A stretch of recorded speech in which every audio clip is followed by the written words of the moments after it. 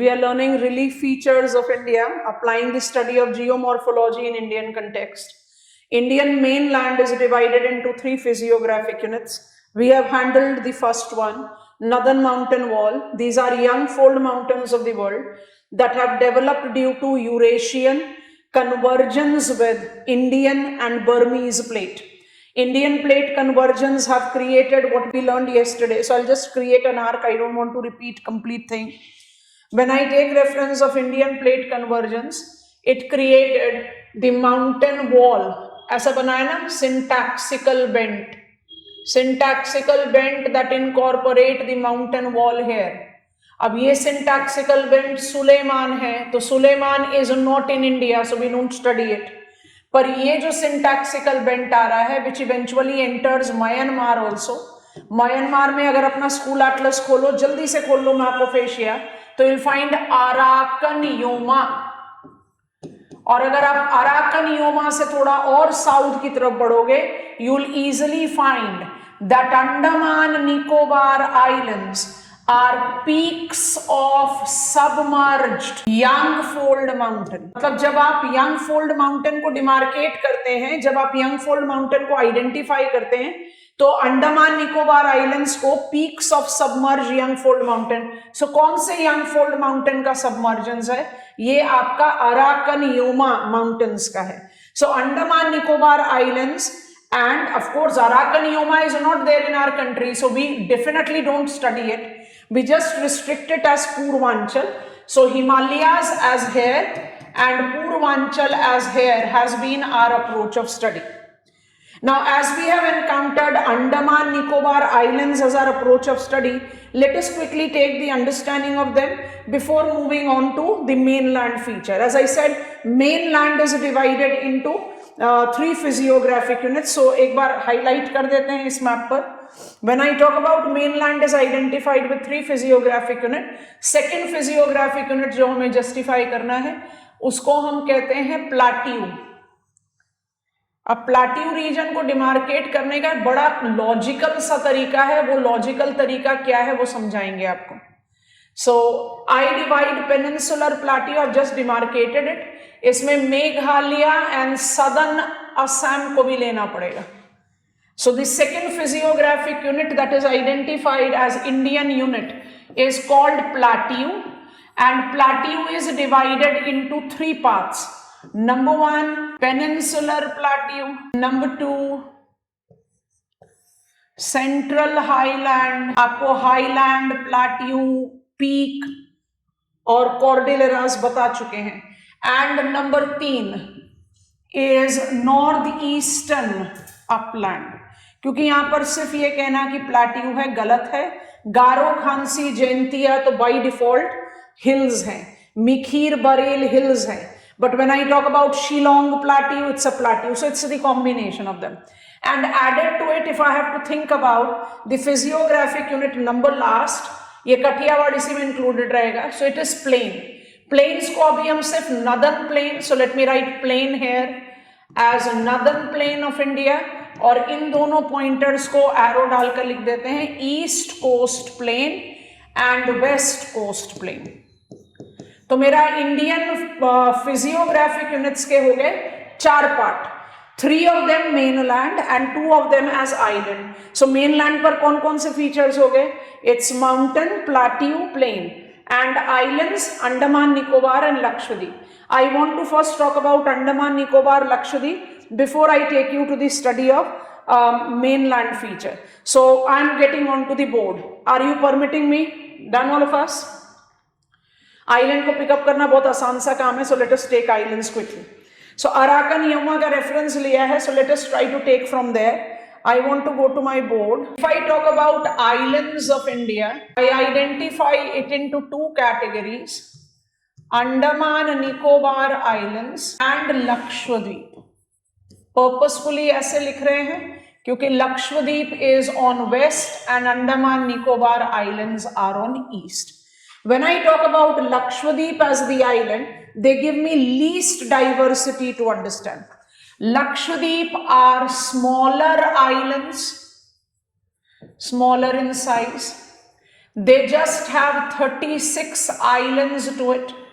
11 of them are habited. I don't think in physical geography that is required. They all are coral islands, and coral islands are technically called as atolls. So they all are atolls developed over Chagos Ridge.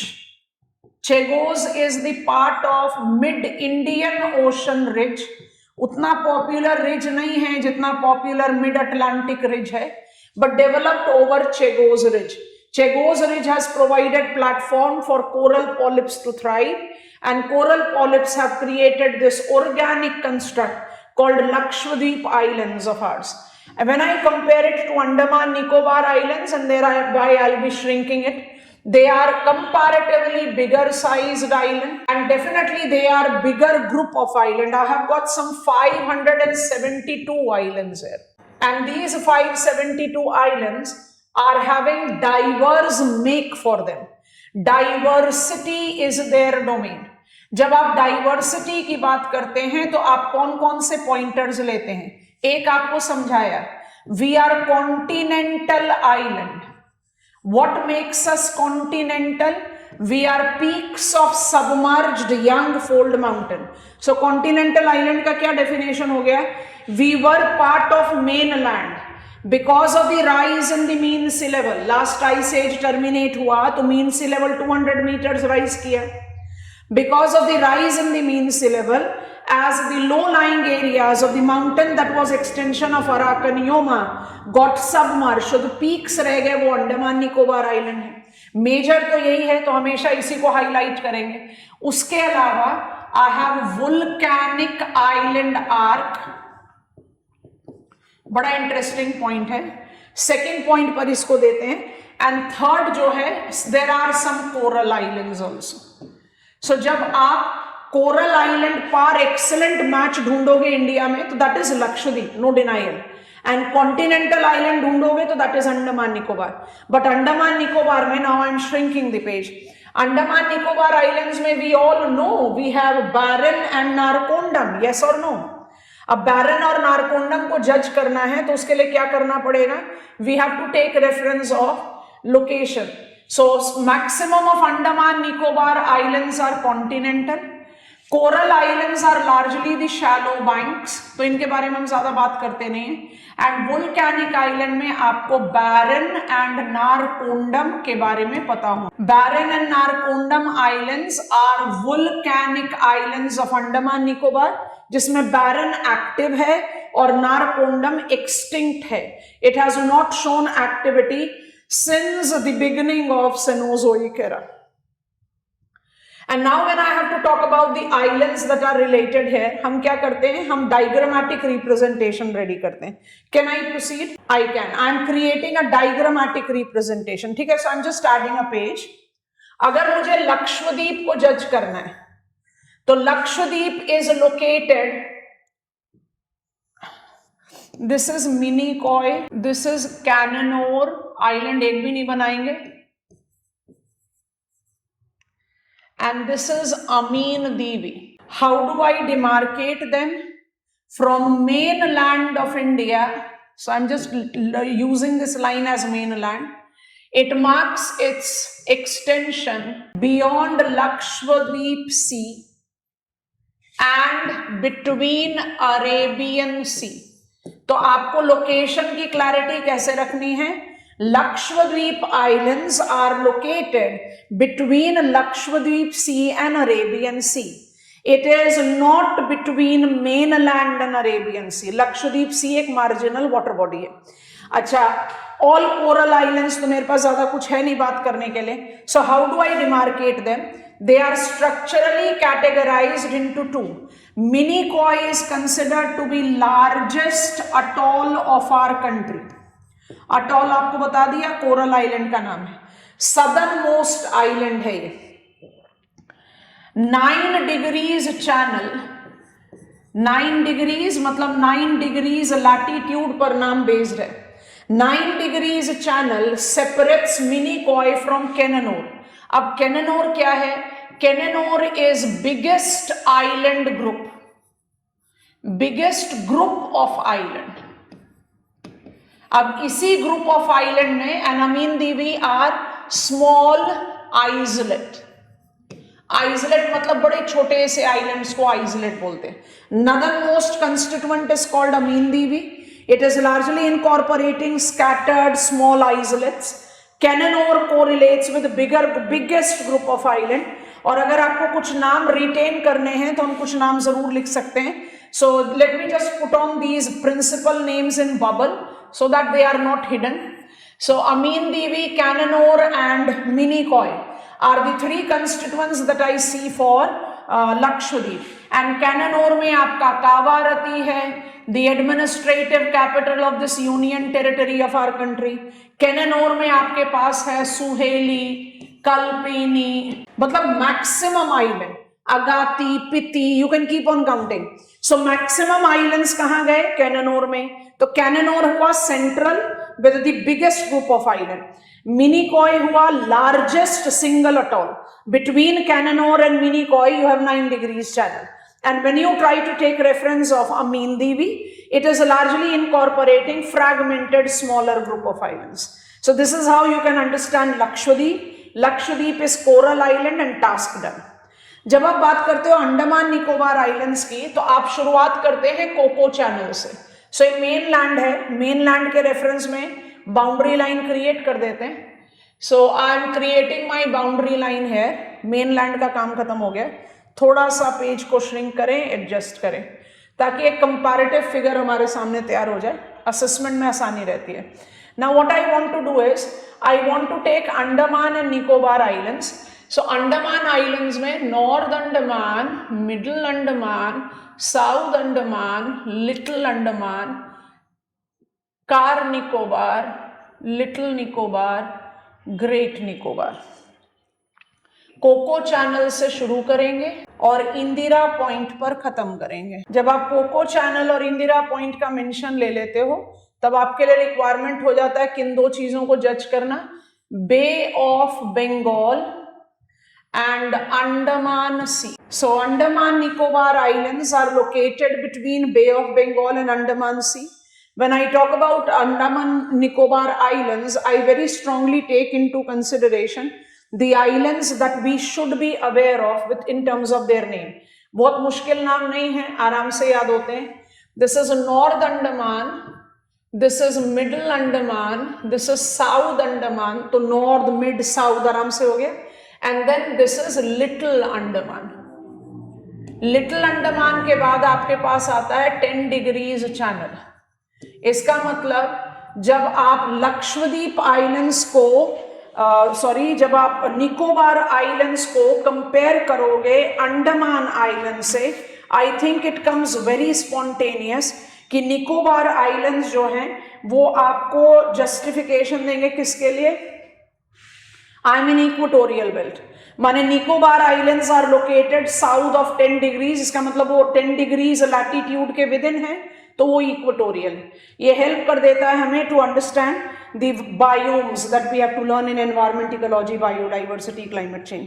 So 10 degrees channel is between Andaman and Nicobar island, बिल्कुल सही। 10 degrees channel is between Car Nicobar and little Andaman. ये भी बड़ा interesting point है। तो ये है Car Nicobar. I'll write Nicobar here for 1 point. इसके नॉर्थ में तो सारा अंडमान आइलैंड है। This is little Nicobar and this is great Nicobar. Great Nicobar में इंडियन यूनियन का सदर्न पॉइंट इंदिरा पॉइंट जाना जाता है। जब 2004 सुनामी आया था उसके बाद इंदिरा पॉइंट का सबमर्जेंस हुआ है। इंदिरा पॉइंट के सबमर्जेंस को हम अभी तक रिकॉग्निशन नहीं दे रहे। We are recognising Indira point to be our southern most tip. और जब आप इन आइलैंड्स को जज कर बैरन एंड नारकोंडम को प्लेस करना चाहेंगे तो बैरन एंड नारकोंडम का पोजीशन आपको कहां देखना है? बैरन एंड नारकोंडम का पोजीशन है अंडमान में। So I am placing them Narcondam north, Barren right है। This is my Narcondam.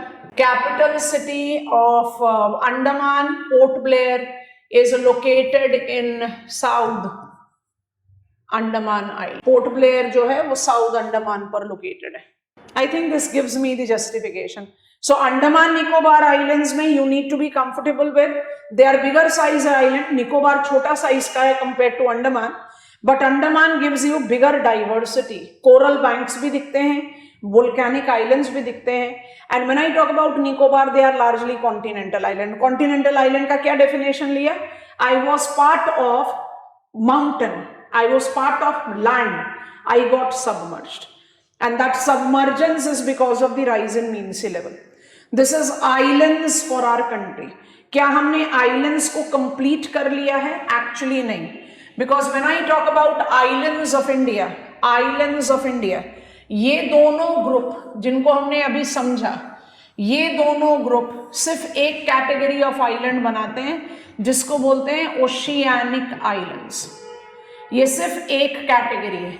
अगर आइलैंड्स ऑफ इंडिया के बारे में बात किया जाएगा तो कुछ नियर शोर आइलैंड्स भी होते हैं. आपने नाम जरूर सुना हुआ है, जैसे श्रीहरिकोटा, जैसे पंबन आइलैंड, आपने नाम सुना हुआ है, Elephanta island, Maharashtra, Mumbai, and also inland island.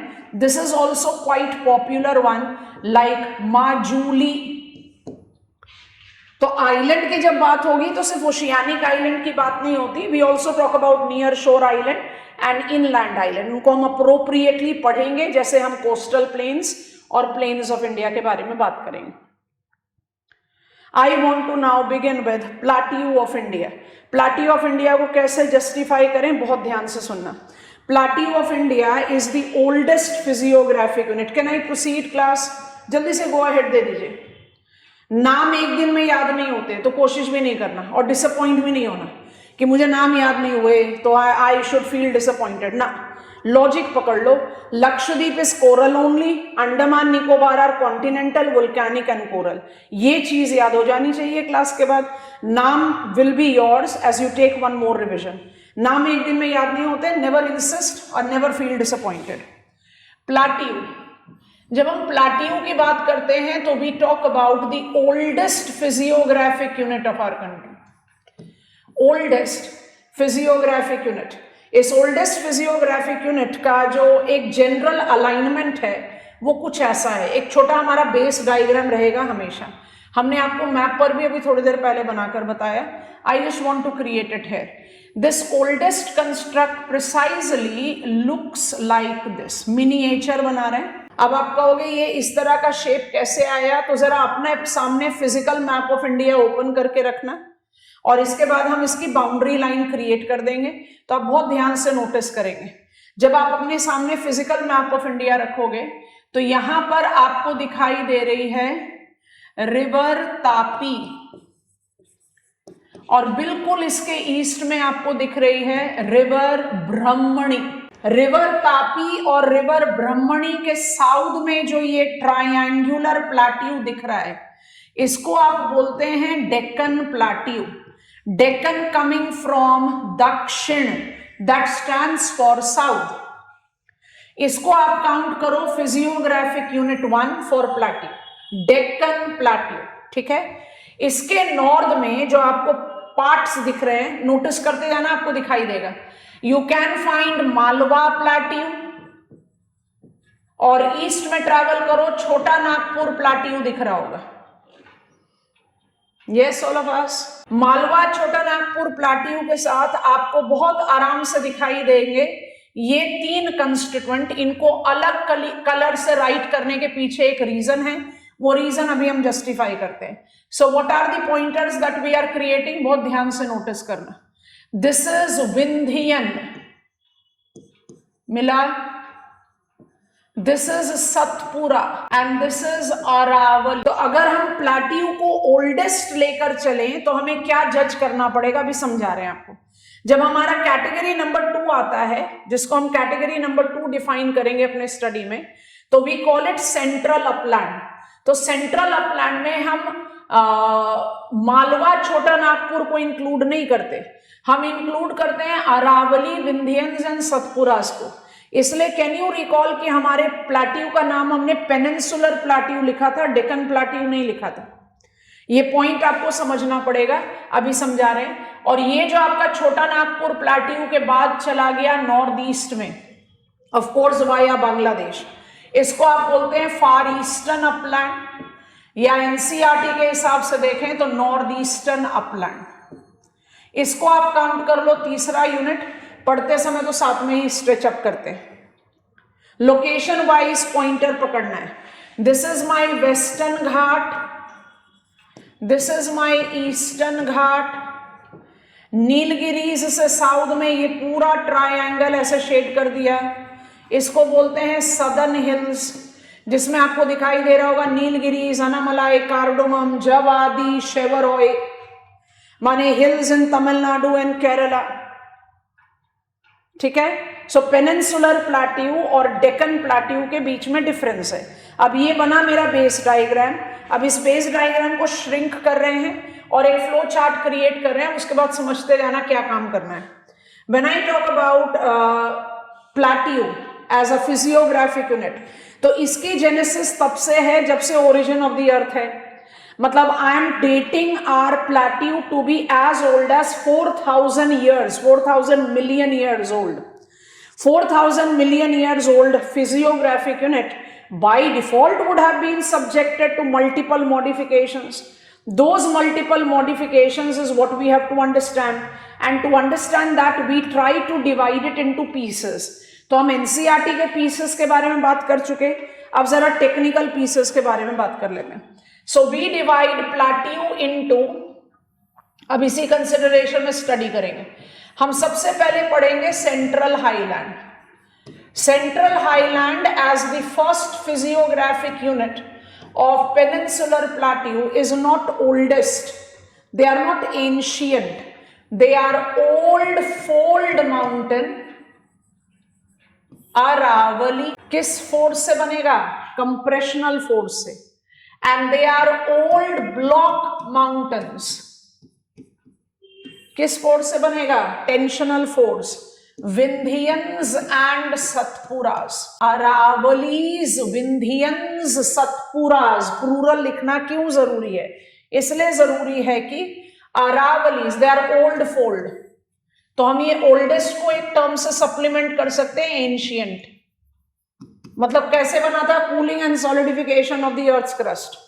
पर जो सेंट्रल हाईलैंड है, जिसको हमने अपने बेस डायग्राम में ऑरेंज कलर से मार्क किया है, वो ओल्ड है, ओल्डेस्ट नहीं है, दे आर कंपैरेटिवली यंगर। ठीक है, अब जब आप अरावलीज, विंध्यंस, सतपुरास को जज करने की कोशिश करोगे तो आप इनकी कैरेक्टरिस्टिक्स कैसे हाईलाइट करेंगे? आप इनकी कैरेक्टरिस्टिक्स हाईलाइट करेंगे लाइक दिस, ध्यान से देखते जाना। Aravali extends from Delhi to Gandhinagar, Gandhinagar आ गया गुजरात में, तो ऑटोमेटिकली एक्सटेंड कर रहा है दिल्ली वाया राजस्थान टू गुजरात। लगभग 800 किलोमीटर का इसका स्ट्रेच है। Aravalis the old fold mountain have been eroded, majorly eroded. इसके इरोजन की वजह से इसके कुछ कंस्टिट्यूएंट्स इवॉल्व हुए हैं। अब इसके कौन कौन से कंस्टिट्यूएंट्स है उसको जज अप करते हैं। Constituent number 1, it incorporate Abu hills. Abu hills क्यों इंपॉर्टेंट है? क्योंकि अबू हिल्स में ही है Guru Shikhar, which is the highest peak of Aravali. Guru Shikhar की हाइट 1722 मीटर्स है।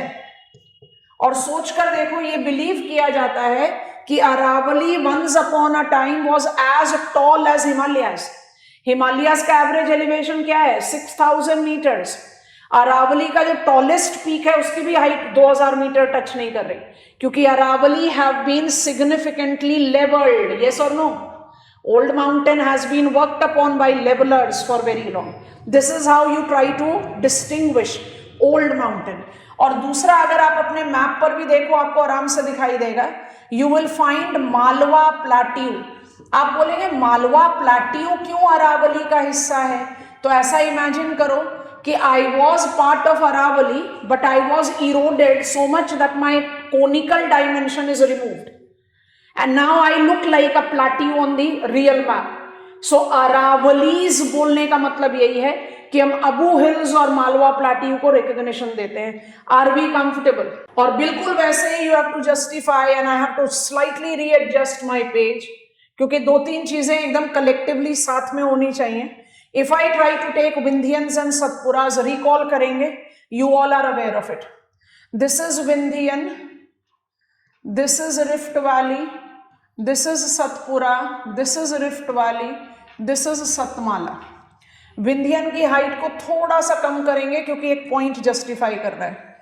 सो ये ऐसे बन गया, दिस इज विंध्यन, नॉर्थ से साउथ प्लॉट कर रहे हैं, this is Satpura and this is Satmala. Satmala बहुत सारे स्कॉलर्स ऐसा बिलीव करते हैं कि आप इसको सतपुरा का ही हिस्सा मानो।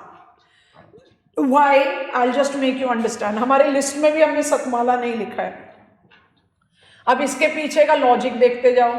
विंध्यंस are absolutely limestone made construct. Satpura and Satmala was also originally limestone made। तो हमने ये शेड डाला है लाइमस्टोन के लिए, अब हम ये वाला शेड इनकॉर्पोरेट कर रहे हैं।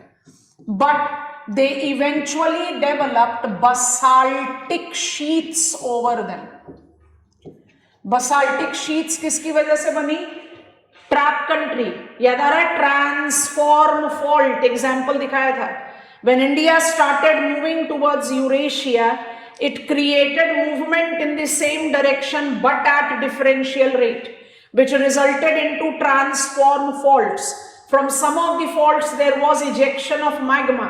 तो मैग्मा की शीट्स ने सतपुरा और सतमाला को टॉलर हाइट दिया। समझ में आया कि नहीं? Madhya Pradesh is principal producer of limestone, तो महाराष्ट्र क्यों नहीं है? महाराष्ट्र में भी तो सतपुरा है। महाराष्ट्र इसलिए नहीं है क्योंकि Satpura is trapped under basaltic table land. I hope you have understood. इसके साथ और क्या ऐड करना है जो इस डायग्राम में आराम से फिट हो जाएगा? दैट विंध्यंस इज बिटवीन, अब यहां पर मैप पर देखो, विंध्यंस इज इन बिटवीन। इधर आएगा मालवा प्लेट्यू, इसको भी थोड़ी देर बाद पढ़ेंगे। तो हम नॉर्थ से साउथ जा रहे हैं। ये है नर्मदा। अब ना मुझे बिल्कुल डिसअपॉइंट मत करना बच्चों, जल्दी जल्दी से बता देना। अगर हम कहें Vindhyan is located in between Malwa plateau and a rift valley, तो रिफ्ट वैली कौन सा ऑर्डर रिलीफ फीचर हुआ? रिफ्ट वैली कौन सा ऑर्डर रिलीफ फीचर हुआ? डिसअपॉइंट नहीं करना खबरदार। रिफ्ट वैली कौन सा ऑर्डर फीचर हुआ? Second order. Very good Rohit, बाकी सब गलत। Second order. Narmada river flows in this rift valley and thus there is Narmada valley created. अब ये कौन सा फीचर हुआ? Third order. भाई नेचर में थोड़ी क्लियरली डिवाइड कर दोगे, this is second, this is third. आपने कहा Himalayas are second order relief feature, perfect. पर क्या Himalayas is aloof of work of glaciers and rivers? नहीं, वो तो जज करना पड़ेगा ना कि क्या है। अगर हम कहें Kashmir valley is a synclinal valley, चलो बताओ, Kashmir valley is a synclinal valley, anticline syncline याद आ गया? कौन सा ऑर्डर रिलीफ फीचर हुआ? कश्मीर वैली सिनक्लाइन है, तो कौन सा ऑर्डर रिलीफ फीचर हुआ? शाबाश, सेकंड ऑर्डर। पर this synclinal valley is drained by river Jhelum, तो झेलम रिवर वैली कौन सा फीचर हो गया? Third order. समझ में आया? तो Narmada rift is third order, Tapi rift is third order. But अगर रिफ्ट वैली बोलोगे, याद करो ये हॉर्स्ड एंड ग्रेबन टोपोग्राफी आ गया है, तो ये हॉर्स्ड ग्रेबन टोपोग्राफी, यस और no? This horst graben topography has got river Narmada valley and river Tapi valley, इसलिए आप इसको क्या बोलते हैं? Tapi valley, Narmada valley, third order. But otherwise horst and graben topography है। आप इसी डायग्राम से एक और चीज को डिराइव करोगे, विंध्यंस आर लो हाइटेड। विंध्यंस का जो एवरेज एलिवेशन है वो 600 मीटर से ज्यादा नहीं है, और सतपुरा सतमाला का एवरेज एलिवेशन 1200 मीटर है। So what is the reason Satpura and Satmala are taller? They are taller because they have eventually developed basaltic sheets, जो विंध्यन में नहीं डेवलप हुआ। And that is the reason Vindhyan is not considered to be the part of or the constituent of trap country, Deccan trap। अभी बताएंगे थोड़ी देर में। क्या विंध्यंस और सतपुरास की इतनी नॉलेज काफी है? हम इसको प्लूरल में क्यों लिखते हैं, विंध्यंस एंड सतपुरास? तो अब क्या करना है, फ्रेश पेज पर जाना है, जल्दी से गो अहेड दो। Now what I do is I will not create the diagram, I will simply write, ठीक। सो ये मेरा विंध्यंस है, rather I should do it like this, it will be more convincing। ये मेरा विंध्यंस है। हम नॉर्मली विंध्यन को विंध्यन रेंज, हम नॉर्मली विंध्यंस को विंध्यंस क्यों बोलते हैं, क्योंकि it has been dissected by many rivers. अब ये डाइसेक्शन की वजह से जो इसके बड़े सारे पीसेस डेवलप हुए हैं, उसमें से हम दो पीसेस को पर्पसफुली हाईलाइट करेंगे। एक को बोलते हैं विंध्यन स्कार्पलैंड और एक को बोलते हैं बघेलखंड। मतलब बने तो थे ये एक सिंगल पीस के हॉर्ड्स, बट रिवर्स ने इनको डाइसेक्ट कर करके डिवाइड कर दिया। आज मैप में डिवाइडेड दिखते हैं। तो विंध्यन रेंज और ये दोनों नाम लेने का पर्पस क्या है, नाम तो बहुत सारे, टूटे हुए पीसेस बहुत सारे। Vindhyan range makes me confine in Madhya Pradesh. Scarpland को ले जाते हो तो उत्तर प्रदेश बाउंड्री पर पहुंचते हो। कई बार क्वेश्चन इस तरह से पूछ लेते हैं और हम फंस जाते हैं। बघेलखंड मुझे छत्तीसगढ़ में ले जा रहा है। तो Vindhyan range is actually extensive in 3 states of our country. और अगर स्टेटमेंट आया consider the following statement which of them are correct, Vindhyans extends in 2 states, तो उसको ना एक ऑप्शनल में रखना सही हो सकता है, क्योंकि स्कार्पलैंड उत्तर प्रदेश में एंटर नहीं कर रहा, टच कर रहा है उसके बाउंड्री को।